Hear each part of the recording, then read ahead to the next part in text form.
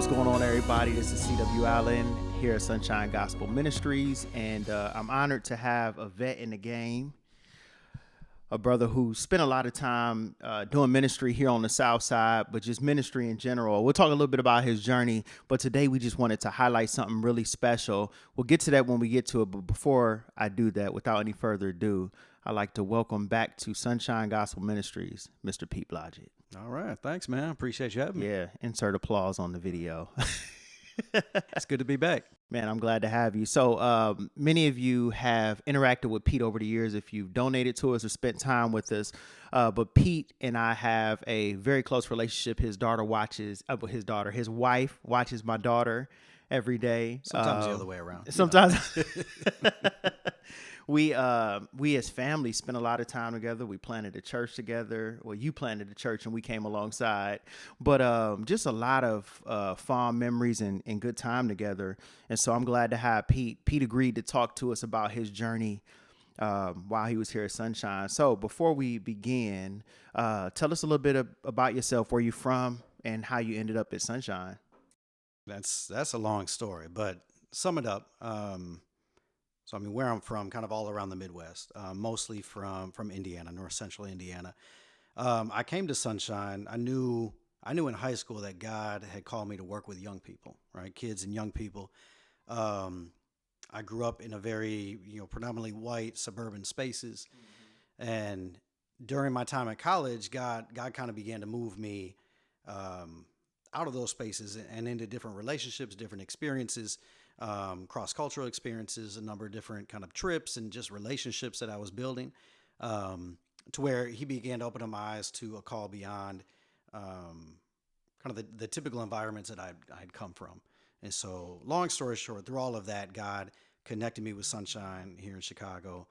I had the opportunity to start out at Sunshine as a summer camp counselor. Mm-hmm. So that was my first involvement at Sunshine, and then came on full-time in the city after that. So it was more kind of from this place of knew God had called and equipped me to work with young people. And then the cross-cultural piece for me came out of that, of just, God opening up my eyes through different relationships, different experiences to see some of the need, but also the gifting that he had given me to establish relationships and build some of those connections there.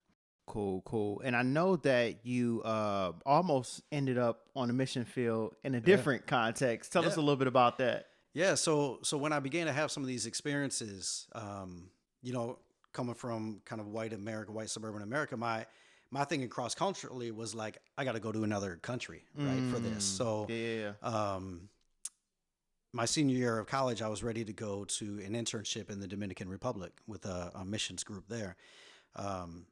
Similar work, I'd be working with young people, kind of doing, summer camps and Bible studies and all that kind of stuff. Really excited, had the possibility to turn into a full-time thing after that. So I could have been living on the island, Yeah. You probably got a little bit more tan. Man, look, I would have been looking nice. But then I met, at the time, Joel Hammernick, who's executive director of Sunshine. Sunshine had a camp in Michigan, which is close to where I was living in Indiana. Yep. And so Joel was out there kind of bringing the camp back to life. I connected with him. And as soon as I heard about what God was doing at Sunshine, had the opportunity to be at the summer camp, I was like, this is where God wants me. So I gave up the tropical island life, missionary life, to come to Chicago. And that's, and it's been a blessing, a huge opportunity to be used by God in a lot of different ways. But yeah, that whole kind of desire to be used by God cross-culturally started out, with me thinking I was going to go to the Dominican. But then God kind of put the brakes on that and moved me in a different direction. But yeah, super thankful that he did, though. Yeah, because, almost, 20 years later? 17, 18 years later? Oh, 20, yeah. 20 years later, well, okay. 21, yeah. Wow. Yeah, wow. I my first summer at Sunshine was 2002, summer of 2002. Okay, yeah. okay. So I was still in high school. Years. I could have been your counselor. Well, yeah. So I keep hearing this reoccurring theme, and I'm glad you kind of brought it up and pulled out in your story of camp. Yeah. And from what I'm hearing, camp was not just like you working and serving, but it was also a very formative time for you as a young man. Mm-hmm. Tell me about some ways that you've seen camp just transform your own personal life. Yeah, so I started going to Christian summer camps when I was little. Okay. First, my dad, who was a pastor, he would go and speak at different camps from time to time. And so the whole family would tag along. And so, just kind of enjoying all the fun parts of camp of, running around, doing different activities, swimming, all that kind of stuff in the summer. But then eventually I started going as an actual camper, not just with my family. And so for me, and I did that kind of through elementary all the way through junior high, and then high school, our church actually put on our own summer camps. Like we would rent out a campground and run our own summer camps. So I started working at those, in a bunch of different capacities. And so as a camper, the benefit for me was one, just being able to be outside, get some new experiences. I went to one camp that had like horses and things like that. And so being able to ride horses. Which is also super therapeutic. Yeah. Or even different stuff like, archery or, to just like swimming in a lake, and doing stuff like that. So it was like, exposed to new things, meeting kids from all over the place, because kids from, at least in my context, when I was going, kids would come from like all over the state to this camp. And so you'd be making friends from different churches, different places, right? Getting to know different kids, again, kind of broadening your horizons a little bit, depending on who you're connected with. But then too, I think it gave me a chance to have like a concentrated time where I was being taught the Bible. Like, again, my dad's a pastor. I grew up in church. So I was very used to hearing the gospel preached, hearing God's word. But something about camp being like that concentrated thing of like, you're here in chapel sessions during the day. You might be having like cabin devotions as well. Right. You have counselors who are specifically like looking for ways to speak the Bible into your life at different times, right? And so, and in a context where maybe not all the campers are Christians, but like where it is a Christian environment where you are just encouraged to follow Christ in that. And for a lot of people, that's like, it's the first time being in that environment where everybody around you is where there's an excitement of rallying around your faith. Yeah. And it's like people are excited about pursuing Christ and excited about living this Christian life. Yeah. And so, it can leave you on a little bit of a high of like, man, this is what it could be like, or this is what I want my life to be at. Right. And then, there's the difficulty of bringing that back home, kind of coming down off the mountain, but it is like that excitement of like, one, I'm not the only one as a Christian. Like there's tons of kids like me who love Jesus and want to live this out and are excited about it. Yeah. But then especially for those who don't know Christ, like it can be a first exposure. And also, I'm not crazy if I actually choose to believe this. Like I'm not the only one. Like there is community within this faith, right? That I can find. And camp is just a whole lot of fun too. Yeah, so like being able to just let loose as a kid and just, I don't have to worry about anything. I can just be here and have fun. Super important to a kid's development. Yep.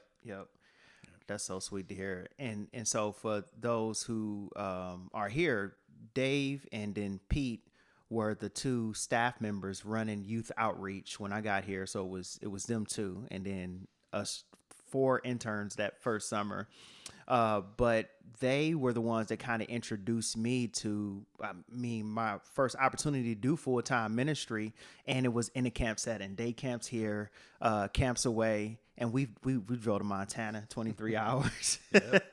We went to Kids Across America, Young Life Camp, and all kind of different experiences. I don't know if you can pin one down, but what is like one of your favorite camp memories or way trip memories in the summer, whether it be a funny one or serious one? I mean, how long is this? Well, it's totally up to you. I mean, look, we took that Montana trip. Yeah.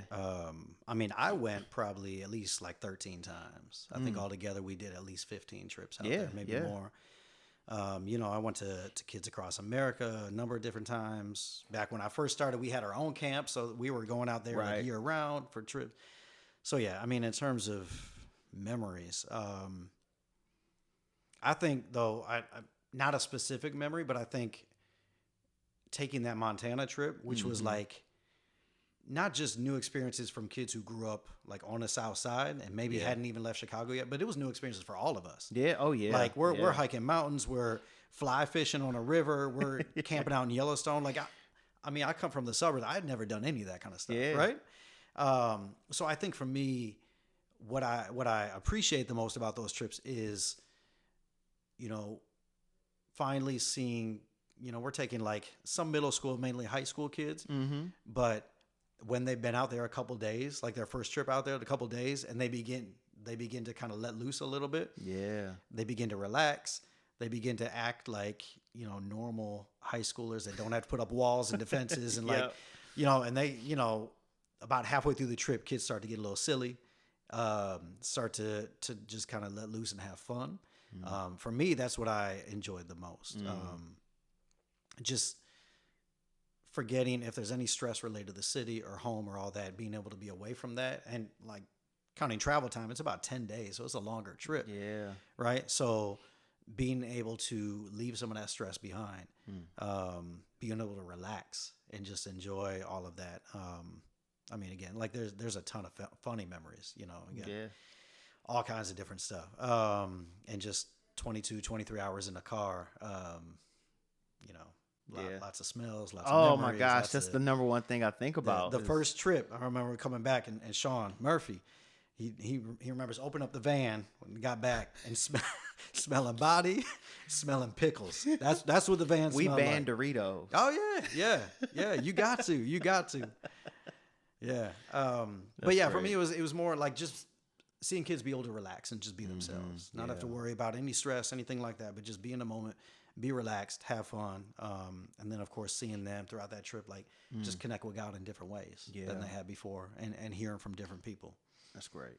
So, last question for you: if you had, one reasoning for folks donating to send kids to camp or to even volunteer, come alongside them, what would be like your spiel, a reason why you think that the camp experience is so important to the work of the gospel? Yeah, I think for me, it's that concentration of time building relationships, and then the concentration too of just hearing the gospel and growing in that. Right. Yeah. I mean, they're hearing the gospel, they're building relationships year round at Sunshine, but it's that concentration of time that develops relationships like no other. Like the reason we have so many memories from all that is like we were literally together 24/7 on those trips for the most part, right? Yep. And there's so much opportunity to build relationships.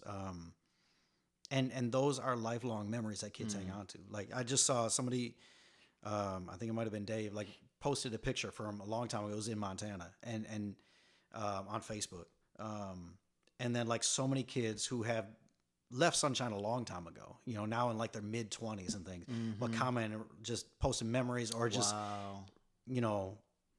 just saying how much they appreciated those trips and how much they missed that kind of thing. So for me, and I think the camp experience is so unique. It's not something, I mean, do day camps at Sunshine and things like that, but it's that constant relationship building, but then the constant opportunity to preach the gospel, live the gospel in front of each other. That is hard to replicate anywhere else. On top of just the exposure of, again, a lot of our kids haven't been out of the city too much. So, just some of those life skills, some of those experiences, broadening horizons of having kind of a new experience, new place is so invaluable to their development as people, as human beings, and how they see the world. But yeah, it's just that if you believe in building discipleship relationships and sharing the gospel through relationships, camp is what develops that. And these trips develop that so much. That's good. Thank you so much. Yeah, camp was very much like you, a life-changing experience for me. It's where I got to vet my wife.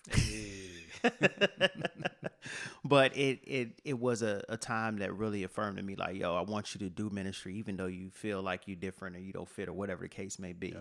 So I encourage you, if you are watching and or listening to this time that I had with Pete, to give, to donate your treasures into building the next generation of the kingdom, of just people in general, just folks who will go out and change the world. Camp is a foundation for that, and we want good, godly people building the foundation of our world around us. So please donate, and we would love to see you. Catch you next time. Thanks, Pete. Thank you. Yeah.